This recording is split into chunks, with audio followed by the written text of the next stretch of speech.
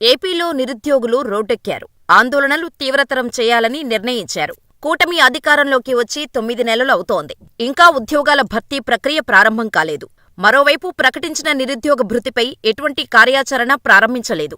మరోవైపు గ్రూప్ 2 మెయిన్స్లో రాష్ట్ర విధానం మార్చాలని నిరుద్యోగులు డిమాండ్ చేస్తున్నారు. డిఎస్సి ప్రక్రియ ప్రారంభం కాకపోవటంతో నిరుద్యోగ వర్గాల్లో ఒక రకమైన ఆందోళన ప్రారంభమైంది. ఈ కారణాలతో రోడ్డెక్కుతున్నారు నిరుద్యోగ యువత. కూటమి హామీలు అమలు చేయాలని డిమాండ్ చేస్తూ నిరసన బాట పడుతున్నారు.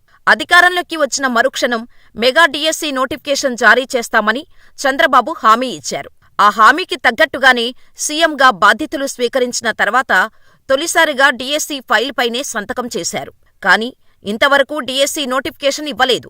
అప్పట్లో వైఎస్సార్సీపీ ప్రభుత్వం 6,000 ఉపాధ్యాయ పోస్టులకు సంబంధించి నోటిఫికేషన్ ఇచ్చింది. కానీ ఉద్యోగాల భర్తీ ప్రక్రియ పూర్తి చేయలేకపోయింది.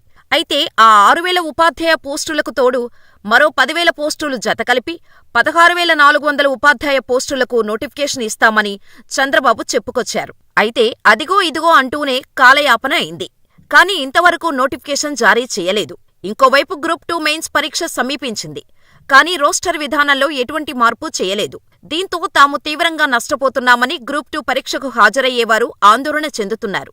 విధానాన్ని మార్చిన తర్వాతనే మెయిన్స్ పరీక్ష నిర్వహించాలని డిమాండ్ చేస్తున్నారు. విశాఖలో నిరుద్యోగ యువత ఒక్కసారిగా ఆందోళనకు దిగారు. జగన్ సర్కార్ చేసిన తప్పిదమే చంద్రబాబు ప్రభుత్వం చేస్తోందని ఆరోపించారు. రాష్ట్ర వ్యాప్తంగా 92,000 మందికి పైగా నిరుద్యోగులు ఈ పరీక్ష రాస్తున్నారని, రోస్టర్ విధానం కారణంగా వారంతా ఆందోళన చెందుతున్నారని, ఏపీపీఎస్సీ అధికారులు స్పందించకుంటే ఉద్యమాన్ని చేపడతామని హెచ్చరించారు. అయితే కూటమి అధికారంలోకి వచ్చిన తర్వాత ఇంతవరకు ఉద్యోగ నియామకాల ప్రక్రియ ప్రారంభం కాలేదు. దీంతో నిరుద్యోగ యువతలో ఒక రకమైన అసంతృప్తి కనిపిస్తోంది. అదే సమయంలో నిరుద్యోగ భృతి కూడా అమలు చేయాలనే డిమాండ్ వినిపిస్తోంది. తాము అధికారంలోకి వస్తే నిరుద్యోగ యువతకు భృతి అందిస్తామని చంద్రబాబు హామీ ఇచ్చారు. కానీ ఇంతవరకు ఆ హామీ కార్యరూపం దాల్చలేదు. దీంతో నిరుద్యోగ యువతలో ఒక రకమైన అసంతృప్తి నెలకొంది. అటు ఉద్యోగాల నియామక ప్రక్రియ లేక, ఇటు భృతి ఇవ్వక వారంతా సతమతమవుతున్నారు. అందుకే రోడ్డుపైకి వచ్చి ఆందోళనలు జరుపుతున్నారు. మున్ముందు నిరుద్యోగుల ఆందోళన తీవ్రతరమయ్యే అవకాశాలు కనిపిస్తున్నాయి. ఇకపోతే రైతులకు గిట్టుబాటు ధర లేక ఇబ్బందులు పడుతున్నారు. ఆంధ్రప్రదేశ్లో అనేక పంటలకు కనీసం తాము పెట్టిన పెట్టుబడులు కూడా వచ్చే పరిస్థితి లేదు. అయితే ముఖ్యమంత్రి చంద్రబాబు నాయుడుకు మాత్రం అధికారులు తప్పుడు నివేదికలు ఇస్తున్నారు.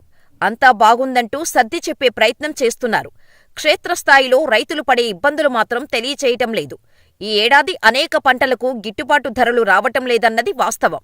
ఆ పరిస్థితిని దాచిపెట్టేందుకు వ్యవసాయ శాఖ అధికారులు ప్రయత్నిస్తున్నారు. దీనికి మార్కెటింగ్ శాఖ అధికారులు కూడా మాయ చేస్తున్నారు.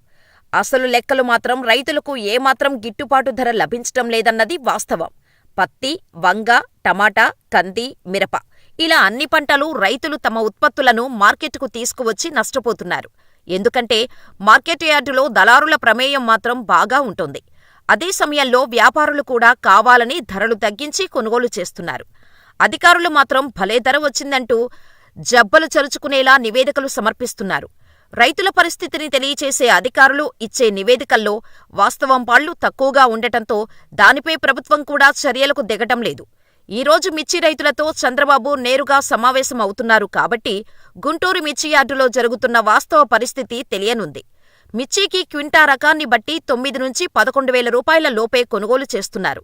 కానీ అధికారులు మాత్రం చంద్రబాబు నాయుడుకు 12,000 నుంచి 14,000 కొనుగోలు అమ్ముడవుతున్నట్టు లెక్కలు చెబుతున్నారు.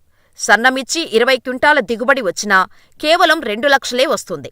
కానీ ఎకరానికి పెట్టుబడి 2,75,000 రూపాయలు అవుతోంది. దాదాపు ఎకరానికి ఈ లెక్కన 75,000 రూపాయల నష్టాన్ని చవిచూడాల్సి వస్తోంది. మిర్చి రైతులు ఎందుకు అంతగా ఆందోళన చేస్తున్నారనే విషయాన్ని చంద్రబాబు దృష్టికి తీసుకెళ్లకుండా అధికారులు జాగ్రత్తలు పడ్డారు. ఈరోజు నేరుగా రైతులతో సమావేశంలో వాస్తవ పరిస్థితులు వెల్లడై తగిన నిర్ణయం తీసుకుంటే మిర్చి రైతుకు కొంతైనా గిట్టుబాటు ధర కల్పించేలా ప్రభుత్వం చర్యలు తీసుకునే అవకాశం ఉంది.